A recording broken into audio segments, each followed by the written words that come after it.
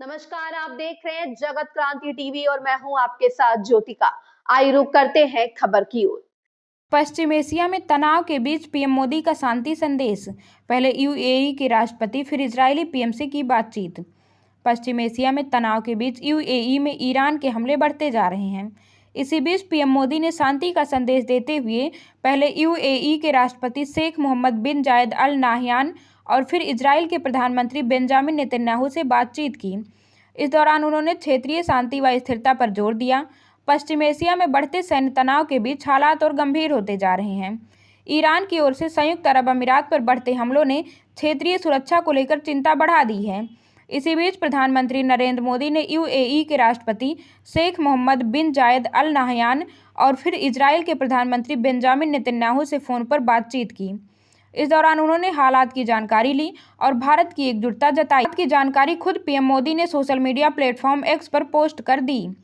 Post में PM Modi ने बताया कि इस बातचीत में उन्होंने क्षेत्रीय हालात पर चर्चा की और भारत की चिंताओं को साझा किया। उन्होंने नागरिकों की सुरक्षा को सर्वोच्च प्राथमिकता बताया और कहा कि संघर्ष को जल्द रोकने की जरूरत है। पीएम मोदी ने इस बात पर जोर दिया कि सभी पक्षों को जल्द से जल्द शांति स्थापित करनी चाहिए। उन्होंने यूएई के राष्ट्रपति शेख मोहम्मद बिन जायद से बातचीत की। इस दौरान उन्होंने यूएई पर हुए हमलों की कड़ी निंदा की है और इन हमलों में जान गंवाने वाले लोगों के प्रति गहरा दुख जताया है। उन्होंने कहा कि भारत इस कठिन समय में यूएई के साथ मजबूती से खड़ा है। इस दौरान प्रधानमंत्री मोदी ने यह भी कहा कि उन्होंने यूएई में रहने वाले भारतीय समुदाय का ख्याल रखने के लिए राष्ट्रपति का धन्यवाद किया।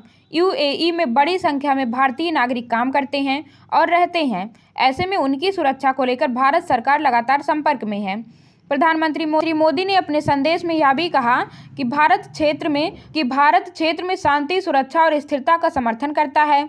उन्होंने तनाव कम करने पर जोर दिया और कहा कि सभी पक्षों को मिलकर शांति बनाए रखने की दिशा में काम करना चाहिए। यूएई में रहने वाले भारतीय लोगों को लेकर अबू धाबी स्थित भारतीय दूतावास ने बताया कि हमले में घायल भारतीय नागरिक अस्पताल में उपचार के बाद सुरक्षित हैं।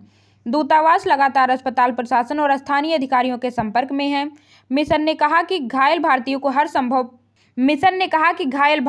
हर संभव सहायता दी जा रही है और स्थिति पर लगातार नजर। इस खबर में बस इतना ही। बने रहिए जगत क्रांति टीवी के साथ।